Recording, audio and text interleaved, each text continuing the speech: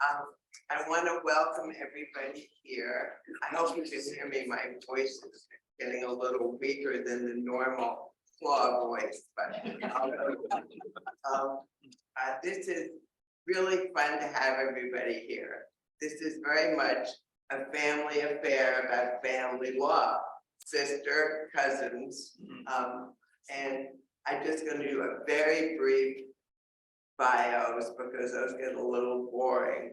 But I thought that both Jane and Margie had really interesting stories about how they started to get into family law. So Margie, after she graduated from BU, she worked for a year in a battered women's program in the Boston area in Worcester. And one day she went to court for like a restraining order with one of the clients in this battered women's shelter.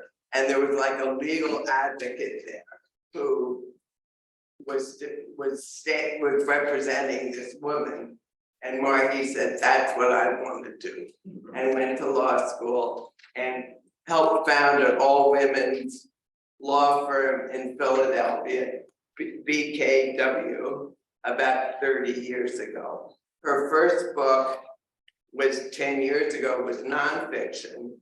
It had a great title, which I had to write down to remember. I couldn't remember it either. Not kidding. She got a subtitle. Keeping it simple. Yes. The case of the prenup and the Porsche and other true accounts from the files of a family lawyer. That was nonfiction. This book, Every Other Weekend, also about family law, is her debut novel. Jane, she has had a very varied career. Most of you know her now as an excellent painter. She went to law school and was raised in politics and went to law school. And then when she found, as she wrote, when I found myself in the process of a divorce, my divorce attorney told me, you would be good at this. With that realization that she needed to turn her life in a different direction, she decided to give it a go and became a family lawyer doing divorces mainly, which she's done now for almost 40 years. So I will turn it over to Margie and to Jane.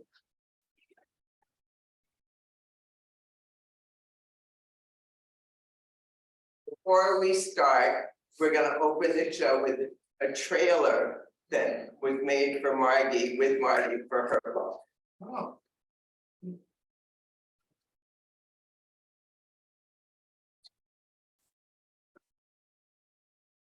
Okay. Hi, I'm Amy Impellizzeri, and I am here to talk with Margaret Klaw. She's a practicing lawyer, a writer, and the author of this debut novel, Every Other Weekend. You know, I could not get enough of it. This was a ignore your kids, ignore everything kind of book. I dove in. It's so juicy. It's so different. Every Other Weekend. Can you tell us how this story came to be?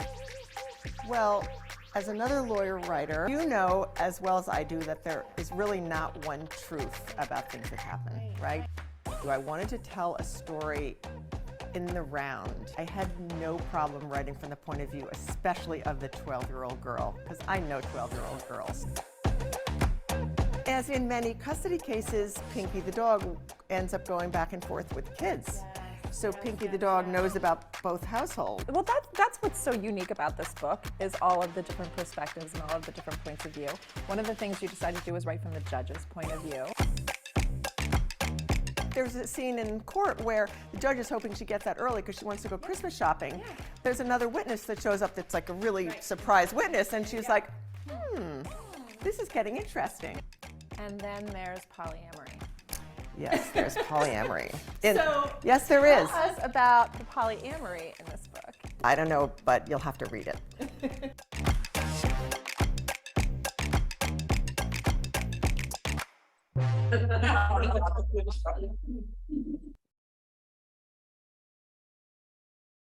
I guess you heard everything you need to hear about. Long time knowledge of each other. Yes. Both divorce lawyers and family lawyers. So I think I'd like to ask the first question, which was asked there, why a novel? I know you write all the time because that's what we all do, but now you've decided to write a novel, which has to be a different experience entirely. Yes, it was a totally different experience, but the reason that I decided to try it was that with my first book, which was really a series of vignettes about things that happen sort of day in the life of a family lawyer. When I got a publisher for it, the editor that was working with me said, you know, we need to do something to make this more cohesive and not just like a series of individual scenes. And why don't you do something that weaves through the book that will keep people, you know, like create narrative tension, keep people reading it. So I wrote a fictionalized version of a custody trial.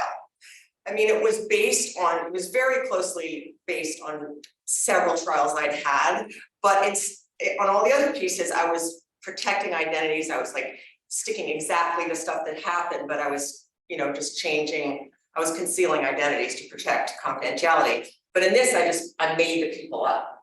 And so when the dust sort of settled from that book, and I started thinking that I had so much fun writing it, I want to write something else. I realized that that was my favorite thing that I wrote, because I just got to make it up. And it's so much fun, just make up what someone's thinking or what they're saying. So it seemed like a great idea at the time. And I started writing, I had this idea and I wrote like 40 pages and I realized I have no idea what I'm doing. None. I've never had any training in this. I've never taken a creative writing course. I know nothing. So that's why it took me I started this in 2014. There were many starts and stops, but I had to learn how to write fiction. It doesn't come naturally. Well, the structure of writing a novel doesn't come naturally. At least, I mean, I had to get help on figuring out how to do it.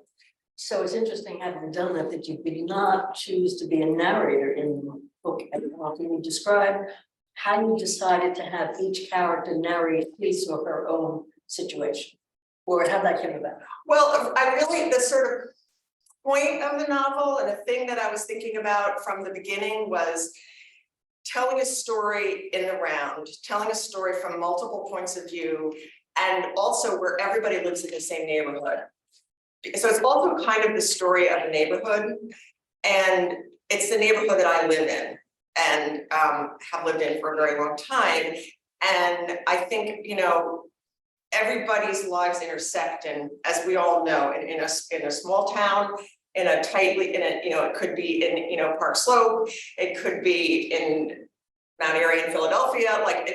People know what other people are doing, and people kind of compare themselves to other people, and people gossip. And and I have had a lot of clients that live in my neighborhood. There are judges that I appear in front of that live in my neighborhood, and I see them. And so I had this idea of trying to talk about this world and how it's all, intersects between the different characters, and that their lives keep bumping up against each other. And I really wanted to tell it from all the different perspectives, not just one. And I didn't want it to all line up, that you have one story that's exactly the same, because I don't think that's really the way it goes. Never the way it goes. Never the way it goes, right. Surprise.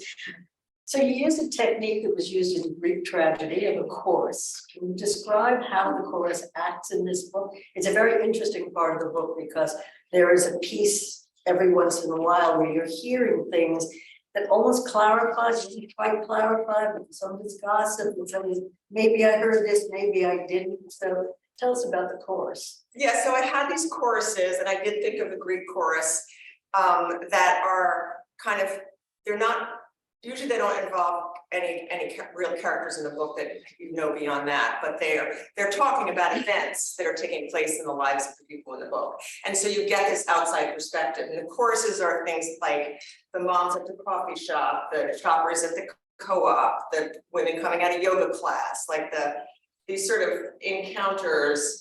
So it just creates, you get the characters' perspectives on what's going on, and then you get the sort of not even 30,000 foot view, like 5,000 foot view from the people in the coffee shop, and those kids go to the same school or whatever. So I just thought that was a good part of this idea of telling the story from all the perspectives. Miss a piece of that? Yes. I have it marked if you want to finish. No, God, I got, you told me what to do, I'm organized. So this is from, I think this is the first chorus in the book, and it's called The Moms. And this just is in the middle of it, but you'll get the idea. The mindset in the coffee shop. Although, Karen said, leaning in and lowering her voice, well, it's great for a while, let's not kid ourselves. Being a single parent long-term would be rough. Like Lisa Nordain is about to be. She told me last week that she, and FYA, this is totally confidential. I promised Lisa I wouldn't tell anyone. And so you two are sworn to secrecy. Wow, said Pedro, of course we won't say anything. That is really surprising because I always thought Lisa and Jake seemed like the perfect couple. I guess it just goes to show you never know what's going on in anyone else's marriage, right? That's a little excerpt from that. Now, the chorus comes out different places in the book and tells you more about how the outside is looking in and what you're supposed to sort of focus on. Did you have any favorite characters in the book that you want to talk about? Well, I'm not sure I have favorite characters. I got very fond of all my characters. And I actually get quite defensive when there's one character in particular, really my main character, Jake, who a lot of people have read the book hate. And they tell me that. And I just get a little upset because I actually, and I think there's something wrong with me because he's flawed, but I don't think he's a monster, but so I feel defensive. So like if anyone that's read it here, if they really hate Jake, don't tell me. Jake, now wait till later to read about Jake. It's up to you, it's your call. Yeah, let's read this whole section from Jake. So Jake and Lisa, the couple, their characters are in the first person. So, and Jake is really the main character. Lisa is lesser, but you hear from her too. But so you kind of identify more with them as, the other people are in third person, but close third person, you know what they're thinking, but Jake is really the main narrator, and he is what is referred to, what I learned as I started writing the book, as an unreliable narrator. So this is from early on in the book, and there are no spoilers to these readings because everyone knows it's about a divorce case. So I had been smug about us. We're both good-looking people. When we were dressed up for a party, or both in sports clothes running errands, or in bathing suits and t-shirts headed to the beach in our expensive Ray-Bans with our two gorgeous daughters in tow, we give off, or I should say gave off, a whiff of glamour. We seem successful and fun and fashionable. That may sound shallow, but it's there, and I ate it up, that feeling of being admired. But after Lisa unilaterally obliterated our marriage, in addition to my personal misery, there was an annoying public side of it, which is that I was embarrassed. By having our perfect marriage and family thing unravel, people who used to admire us are now going to pity us. Now they'd be the ones going home and having those conversations like Lisa and I used to have about other couples who got divorced, where we'd be all secure and cozy in our own happily married skins while we exchanged the gossip or whatever and speculated about why or who caused it or how it was going to affect their kids. Now it will be other couples in kitchens and bedrooms all over Greenwood, that's Mount Airy in Philadelphia, by the way, who'd be having that conversation. One would say, as he takes off his clothes to get ready for bed, or puts placemats on the table for dinner, hey, did you hear about the Nordains? And the wife would say, no, what?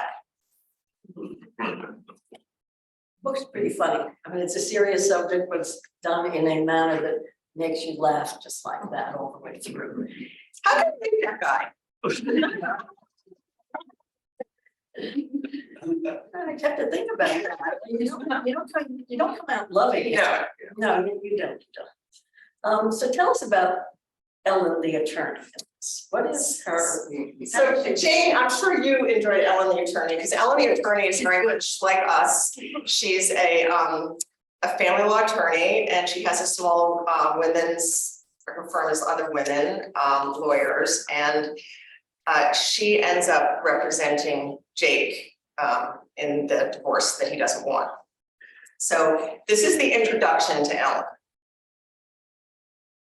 It always amazed Ellen, who spent so many of her waking hours dealing with the dark, emotional underside of people's lives, that most of the time, those same people were presenting a completely different face to the world. They chatted with coworkers over morning coffee. They picked up their dry cleaning. They went back to school night. And no one saw the stuff she knew about. No one knew that they went home and stayed up into the wee hours watching porn on their laptops with a compulsion they felt powerless to control. Or that on their lunch break, they would drive to the Badlands of Kensington to score heroin. Or that they had a fetish about leather bustiers. That is true, because it should come from a truth. Or that during office hours at the university, they were having sex with their students in the hallway closet. Unfortunately, that's also. But such is the lot of the family lawyer Ellen has come to know. They see the messy stuff. I have to say that the very first person in this book, that is nobody that any of you know, but we know this person. And I started the book and I said, Jesus, that guy is in the book. That guy ended up being on the other side of one of the divorce cases that I was handling, because the one client was in Philadelphia and the other one was in New York, and it was a New York-based case. So Marty called up and said, can you do this? And here's this guy in the very beginning of the book. And I said, oh no, how many more of these are going to be in here? I'm going to instantly recognize the dog walker, the nasty, and he was a nasty piece of work. He really was. So I find this really interesting because people never really understand, or in my practice, people didn't really seem to grasp why they came to that decision, that moment when they no longer wanted to be married to this person. And it might take a long time and might not take a long time, but this is Lisa's moment. All right, so you heard from Jake. So this is at the very beginning of the book when Lisa and Jake go to a dinner party. When I looked over at Jake, who was flirting outrageously with Andrew's overly made-up wife, Angela, that is something he definitely is good at. I was struck by a vision of my life going forward in perpetuity with this man who had no ambition, who made no decisions, who would never surprise or thrill or impress me. And right there at that moment, sitting in Allie's dining room as the predictable social dance of a Saturday night dinner party swirled around us, all the anxiety and unhappiness that had been bubbling away deep within my psyche shot up to the surface of my consciousness and exploded in my brain in a silent blast of terrifying, liberating clarity.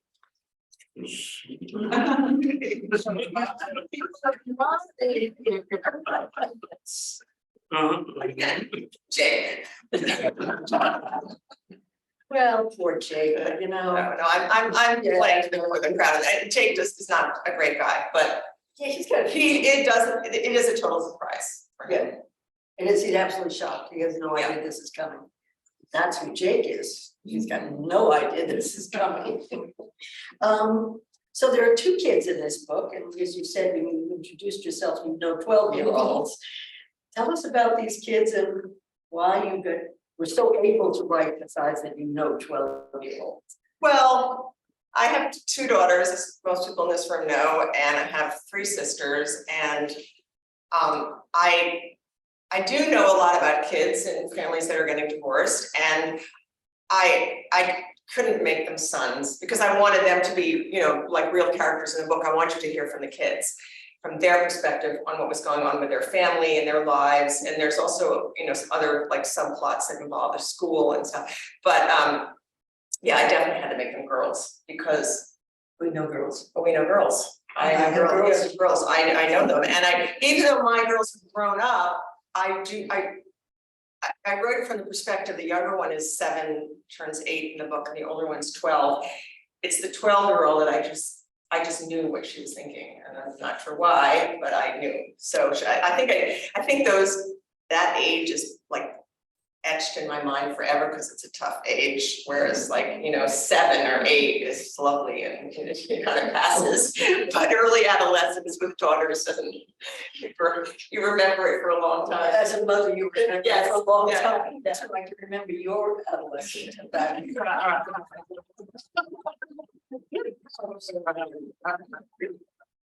Well, I shouldn't tell stories. Well, I'll tell you that on Friday. So read us something about Elizabeth. Okay, so Elizabeth is the older daughter, and this is a little later in the book.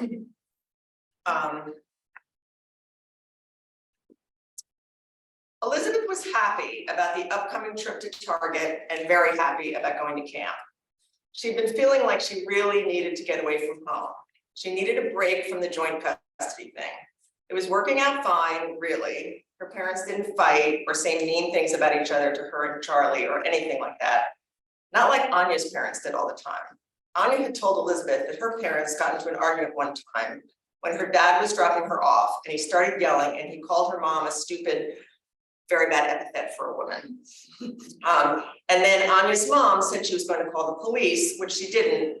But when she took Anya inside, she said her dad had, quote, issues, but she wouldn't tell Anya what the issues were. Obviously, her parents weren't crazy like that. It was just that things weren't the same.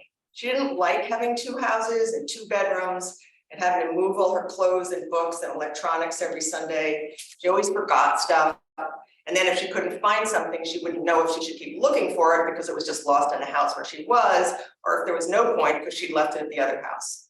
So all of that was aggravating, but really it was her parents that were bumming her out.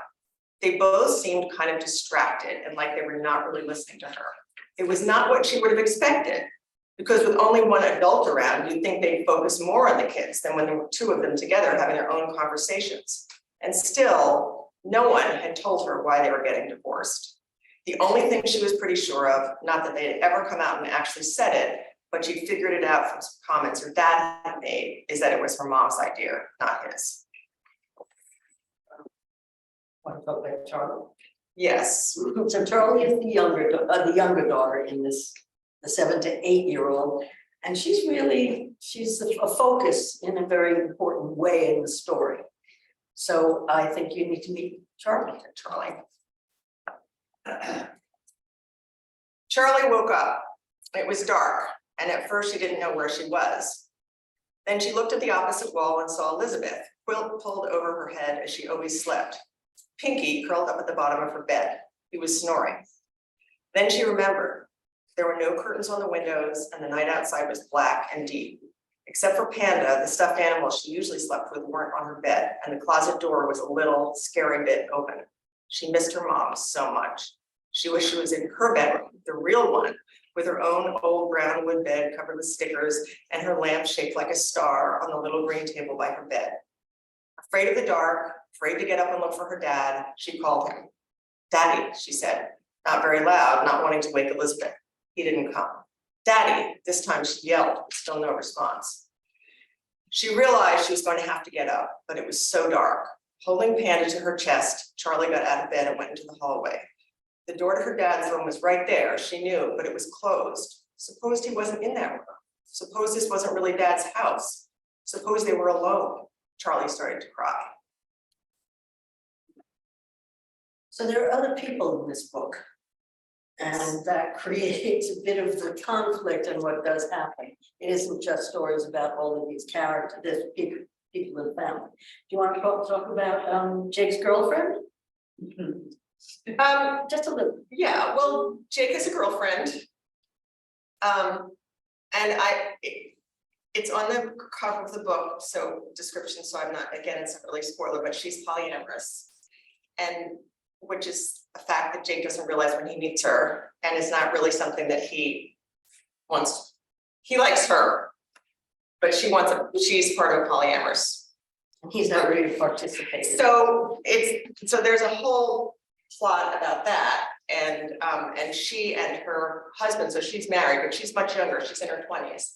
So there's a whole sort of subplot about polyamory and those relationships. And there's another important character in the book that I think, sort of plays an interesting role, which is the lawyer's daughter. And this is something that, I am really writing about what I know in that context, because, I raised these kids in a neighborhood where I would run into clients all the time. And this daughter you know, meets clients of her mom's, including Jake. And there are some things that happen that, you know, would never happen if you didn't all live in the same place. But lives intersect is my sort of the theme of the book. Lives intersect. You know, Ellen runs into the judge at the dry cleaners. You know, stuff happens where you have to talk to somebody. And so the teenage girl who goes off to college is who's the lawyer's daughter, is another sort of main character in the book. Yeah, she is. She's a protagonist of sorts. Yes. Yeah. When I just one more story because it relates to the book. I was in front of a judge on a case, and all the clients were in the room. The lawyers were in the room. The judge looked at me and said, "You know, they all lie." Having believed in my client wholly, I was absolutely appalled that was how the judge viewed all of these people who came in. But it's also part of the story to find out how do you ascertain what the story is and what part of the story is true or isn't true. Because you're representing one of those people. And you're trying to take care of these kids, or I'm trying to take care of the kids. I'm sure you do too in these divorces. It's very hard to know what the real story is. But I think, and that's one of my points though in the book, is that sometimes there are things that are objectively true or not, and that can be shown. And then there are things that really don't have necessarily one truth because people perceive them differently, and people's perceptions are their perceptions. And so I mean, intentionally, there are some moral and factual ambiguities in the story. And I think that's the way life is. And you can't just tie everything up in a neat bow. Maybe yours is that. I didn't say it. But you know, in a situation like this, where you're talking about a family and about the way different, you know, relationships evolve, you know, there's a truth about that someone goes somewhere at a certain time or not. That's right. But the perception of an encounter, yes, is not, there isn't necessarily one thing that you could find happened. And that subtlety is something that I think that you do learn a lot about, not just in your life from all your relationships, but I think as a lawyer, you also learn a lot about that when you're representing people, about things that you can look at it either way. So yeah, there are definitely things that happen in the book that it's not really clear, or there's not an answer about what happened. And that's intentional. And I don't know the answer, because somebody asked me, there's one particular thing. Someone said, well, what happened there? What was it? I was like, I don't know. I really don't. I didn't take sides. Yeah. Do you want to open up to questions? Yes. Or are there more things you want to know? No, I think that's, you know, I wanted to talk about the main characters, and yeah. So any questions? You showed great insight into the dog. What do you have to say about that, the character of the dog? Well, the dog is, you hear about him throughout the book, and you know he's sort of a constant in the lives of this family and of the kids. And you don't actually hear from him until later in the book. Initially, he was more of a character, and I had these short chapters in his voice, which was really hard to do without being corny. Like, it was a little hackneyed, but I also liked it, but I had a hard time getting rid of it. And then I worked with an editor who was like, you're using the dog where you should be using Charlie. She goes back and forth between the houses. Use the little girl to tell that story. Don't use the dog. So I cut the chapters with the dog, but I brought him in at the end. And I find that people who read the book really like the dog, and they always say, oh, the dog is, I love Pinky, but really there's like one page of Pinky actually talking to you, but he's a presence in the book, yeah. You do know that Virginia Woolf wrote a whole book about it. Well, yes, dogs. yes, it has been done. What? Oh, right. Could you talk a little bit about how you learned to write fiction? You said it took, you know, years before you got it. Well, I just started writing with an idea, and I got about 40 or 50 pages, and then I realized I didn't know how to turn it into a novel.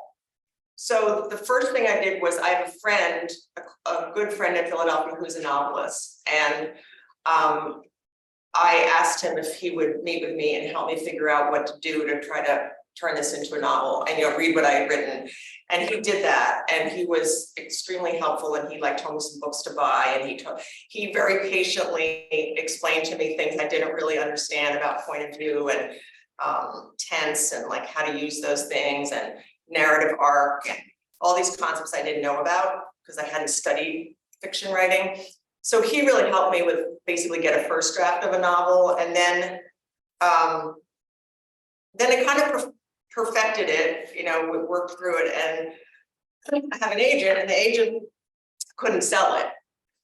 And so the agent was like, well, why don't you work with this developmental editor I know? And if there's anyone here that doesn't know what that means, I mean, I didn't. A developmental editor is someone, not like a copy editor or proofreader, but someone who helps you craft the structure of the book, who actually, does substantive work with you on a book.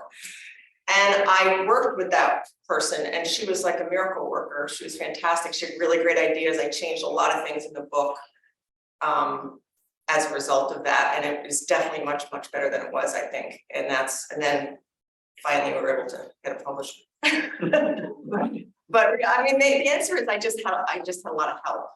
And I read books on it too. Yeah. Which books?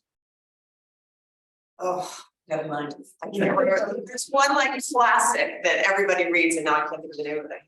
But so how to write fiction or something like that. I don't. You'll let us know some other time. Dan. So as you're writing, are you writing for the work to be just a novel, or are you thinking this could be television or this could be a movie? Because that's sort of a new sensibility that's coming into writers. Did that ever enter your process? It didn't really enter as I was writing it, but by the time it was finished, I thought, and I do think, and I am working on the idea of a limited TV series. I mean, I'm really trying to get somebody to pick it up for that. And my agent there's another agent in the agency that does TV and film. And I've actually just recently got new friends with a screenwriter who's gonna help me. So it's a total long shot, but it seems like it's appropriate for that. I mean, that's the genre, not an ongoing TV series, but so yeah, I'm definitely, the chances are not great, but. But did that impact the way you were writing, or just No. your story? No, it was more after it was written, I thought this seems like it is the kind of material that will be good. And there's a couple of shows that I remember that. There's this one show that I actually had in mind when I wrote the book, but I wasn't thinking. And I don't know if anyone here saw it. It's called The Slap. Did I see the show? So it's not the same, but it starts with a party in people's backyard in Brooklyn, a bunch of families with kids, and somebody disciplines someone else's kid and hits them. I saw that. And all of these things happen as a result of the slap. And I loved it. And I don't think it was very popular, but it was, I don't know, 6 episodes or something. It was a while ago. And I kind of had that in mind just because I was thinking of this one event that ripples through a community, because it was in a community where everybody was friends, and that was definitely obviously in my mind. So I did kind of have that cinematic idea, but yeah, if anyone knows anyone here, after you read it, if you like it and you have friends, I mean, I do have a relative. I do have a relative in visits. Yeah, I was on him too. Yeah. Anybody else? Yeah.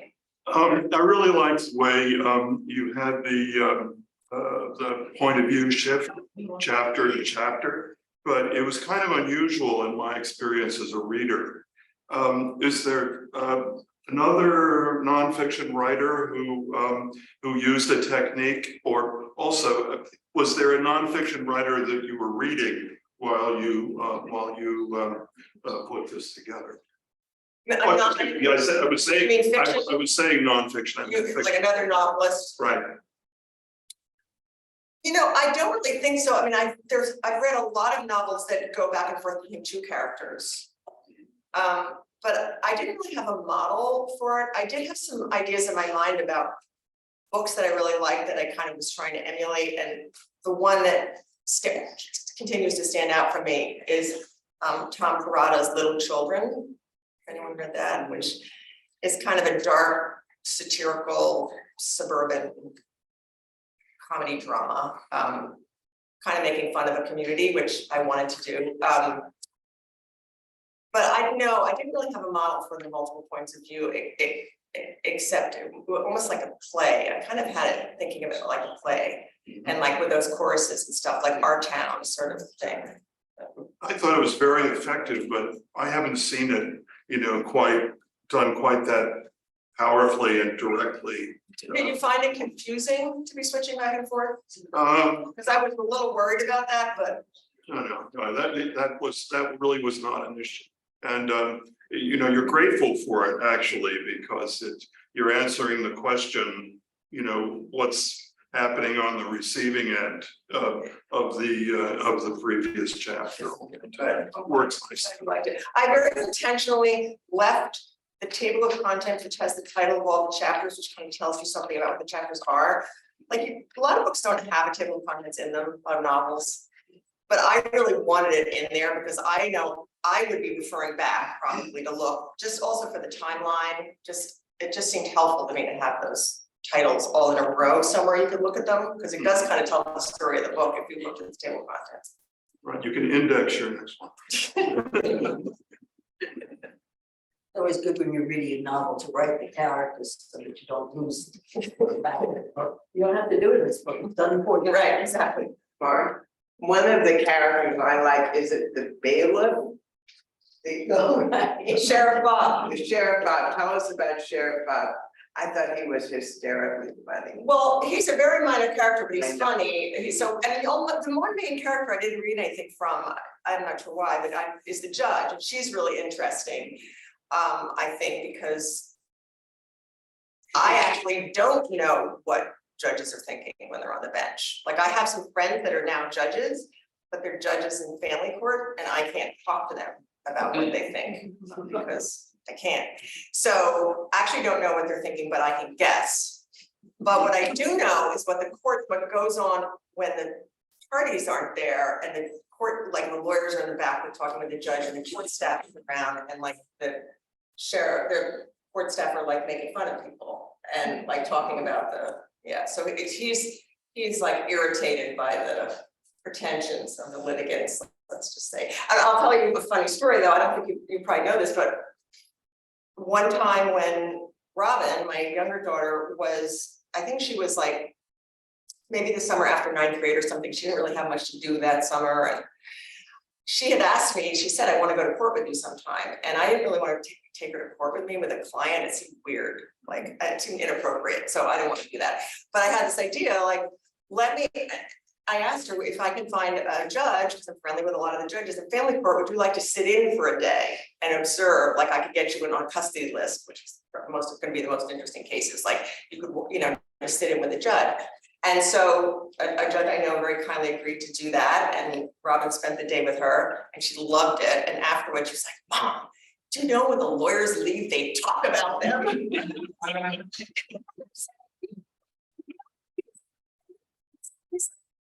No, because by definition, I'm not there. But it didn't surprise me at all, because I know they talk about parties when they leave. So yeah, Sheriff Bob is very typical of the court staff. And actually a friend of yours just wrote me, Bill Kilpatrick, about how much he liked the book, and he says in the film version, I want to play Sheriff Bob. Well, didn't Sheriff Bob always look kind of bored, and then suddenly the case is perking up and he looks up. Well, when the testimony gets interesting, because he's in the courtroom and then, like looking at the paper or something. Yeah. Like, yeah. And suddenly he looks up and the judge knows Yeah. this is getting interesting, even Sheriff Bob is looking up. So one of the characters in the book, in fact, the attorney for the wife in the book, wears cowboy boots, which the author disdains. I would just like to, full confession, I'm the one wearing the cowboy shoes. They look cute on you. I used to be called, here comes boots. Anything else? Other questions? I'm just wondering, Margaret, did you have any particular audience in mind when you were writing this book, and in terms of, or was it just kind of a fun thing that you thought would be just appealing to a wide audience? I was hoping it would appeal to a wide audience, and there's certainly a lot of divorced people out there who, I mean, are interested in reading about these issues, not divorced people. But I think the audience I had in mind when I was writing the book was the people in my neighborhood, because I just knew they would enjoy it, because it is like making fun of, sort of in a, you know, not Not an unkind. an unkind way, but it is poking fun at the kind of little bit, the community is a bit self-satisfied. And so I knew, like when I had a book launch party, which was local, and it was all kind of my friends and acquaintances from, they just, I did some readings that referenced some things that they got, because I said it all. I know the coffee shop is this coffee shop where everybody goes, you know, you see everybody there. So I kind of was thinking about my neighbors, that they would think it was fun. Obviously, that's not a great way to sell books, because like how many neighbors do you have, but. So I can make a lot of enemies though. Well, everyone wants to know like who is so and so, you know, but no one was based on a specific person. But I was thinking of that as like, it meant a lot to me. I'll say this, it meant a lot to me that the neighbors liked the book, because I did have them in mind. I wanted them to enjoy it and think it was funny the way I thought it was funny when I was writing, because a lot of it is funny. I mean, it's serious issues, but there's also funny stuff in there. But no, I was thinking of it as for a very general audience. I mean, you know, there are all these categories of fiction, well, that, again, I didn't really know about categorizing novels. And I have a friend here, Donaldson, who's another author that wrote a fabulous novel that is with the same publisher as me, and we've gotten to be friends since that happened. And you know, like her novel is considered like literary fiction. This is commercial fiction, but this is what my agent called it: upmarket book group.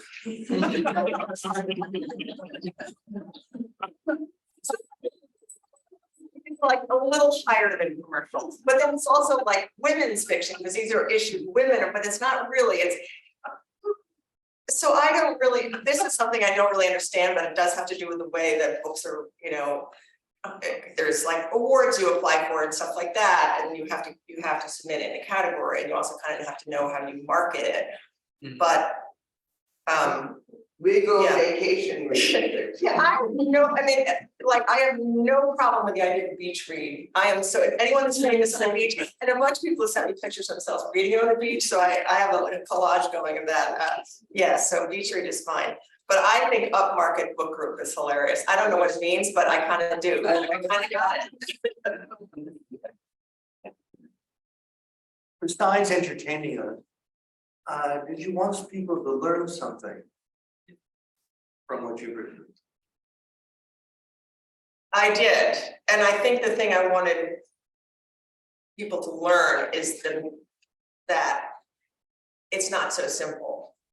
Like, there's a complexity to human relationships, and that, I mean, that sounds so cliched, like, of course we all know that, but in these complicated situations, like the dissolution of a marriage, and all of the sort of fallout from that people tell themselves stories that may, you know, that are different from other people's stories, and that's okay. Like you can't always tie it up in a bow. I mean, that is really to me the theme of the book. So, and that's not really the funny part. That's real, like, I think. And I was very much trying to imbue the book with that theme. Mary? Well, same question. Did you think it would help people that were going through a divorce? The same kind of idea.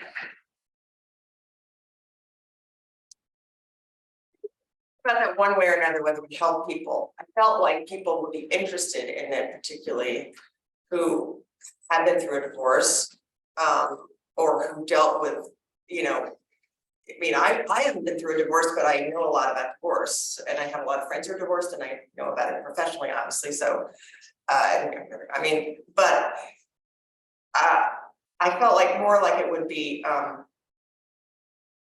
recognizable and of interest. I'm not sure that it's helpful to anybody. It is upmarket book group.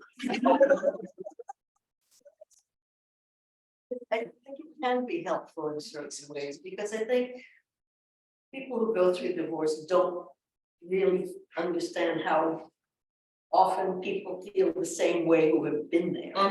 And they feel so alone in it because it's so hard to discuss the emotions that go into that. And when you see it in this kind of a format, which has its funny side, but also has its real questions, I think it does help people to not feel as isolated, hopefully. I mean, that was what I was feeling when I was reading. That's good. Ben, is That's there a relevant. question on the chat? Is that a question or something? No, that was just.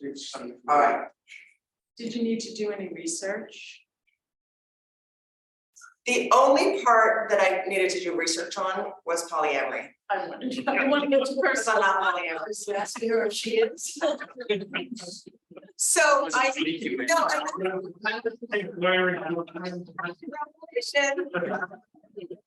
And then sorry, Adam. Let's go to research. But here's the thing, I actually do, I know people that are polyamorous, and I've actually represented some people that are polyamorous. But I felt like I really had to get it right. So I really needed to also read kind of, like, there's one character who talks a lot about the husband of the polyamorous girlfriend, so he's obviously polyamorous. And he thinks a lot about polyamory and how to do it right. And I read a lot of stuff to write that character, kind of. I wanted to make sure that I was not missing something.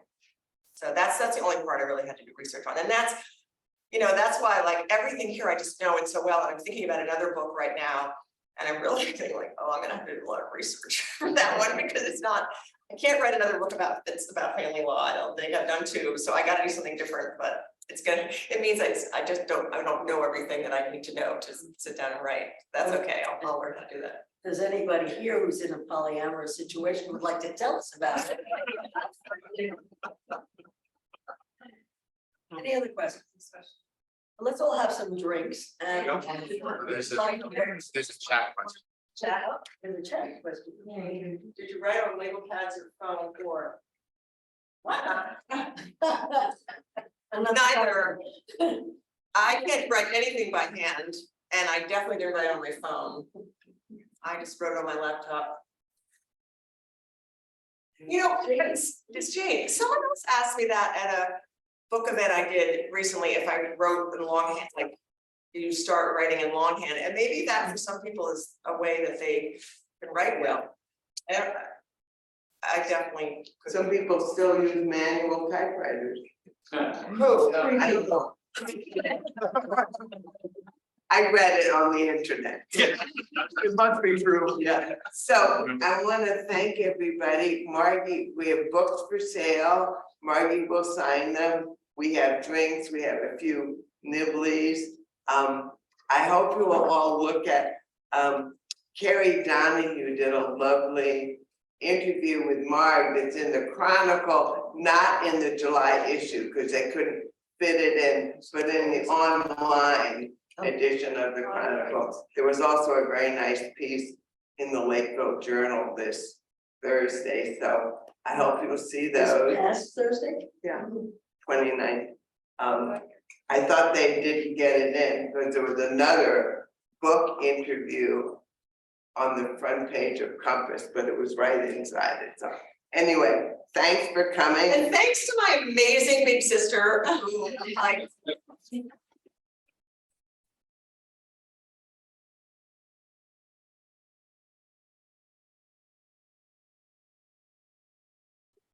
Let's go out, buy some books, have some wine, and enjoy Roxanne and Gavin's art show, which just went up yesterday.